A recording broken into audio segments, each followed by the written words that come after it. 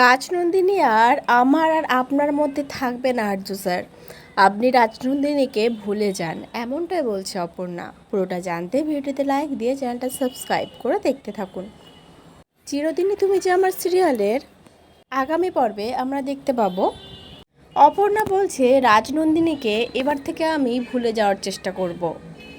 রাজনন্দিনী আর থাকবে না আজ থেকে, আমি রাজনন্দিনীকে ভুলে যাব। আর আর্য স্যার, আপনিও রাজনন্দিনীকে ভুলে যাওয়ার চেষ্টা করুন। আর্য স্যার সবটা শোনে অপর্ণার কথা, তারপর বলতে থাকে, আমি বড্ড দ্বিধায় আছি অপর্ণা। রাজনন্দিনীকে যে পুরোপুরি আমার জীবন থেকে মুছে ফেলতে পারছি না, কিছু কথা যে মনে থেকেই যাচ্ছে রাজনন্দিনীর। তবু আমি চেষ্টা করব অপর্ণা। পরে অন্যদিকে আমরা দেখতে পাই অফিসের একজন মহিলা স্টাফ সেই যে অপর্ণার লাগানো চাপা ফুলের গাছটা টপ সমেত রাজলক্ষ্মী দেবীর কাছে নিয়ে এসে বলতে থাকে, দেখুন গাছটা কেমন শুকিয়ে গেছে, গাছটার মধ্যে একটুও প্রাণ নাই।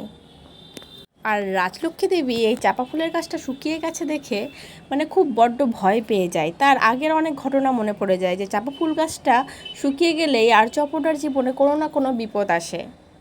আর অন্যদিকে আমরা দেখতে পাই অপর্ণা একটা মন্দিরে গেছে, সেখানে একটা বুড়ো লোক বসে থাকে। সেই লোকটা অপর্ণাকে বলতে থাকে যে আমি হাত দেখতে জানি, আমি হাত দেখে সমস্ত কথা বলে দিতে পারি, কি হবে ভবিষ্যতে, কি হতে চলেছে সমস্তটা।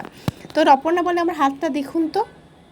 আর অপর্ণা যেই বুড়ো লোকটাকে হাতটা দেখায়, বুড়ো লোকটা অপর্ণার হাতটা দেখেই না না না না না না এটা হতে পারে না, এরকম একটা কথা বলে ওঠে। আর অপর্ণা পুরো চমকে ওঠে। অপর্ণা ভাবতে থাকে এখনও কি আরও কিছু বিপদ আসা বাকি আছে। তো বন্ধুরা, কি মনে হচ্ছে আবার কোনো বিপদ ওয়েট করছে আর্য আর অপর্ণার জন্য? একটার পরে একটা বিপদ তো আসতেই চলেছে।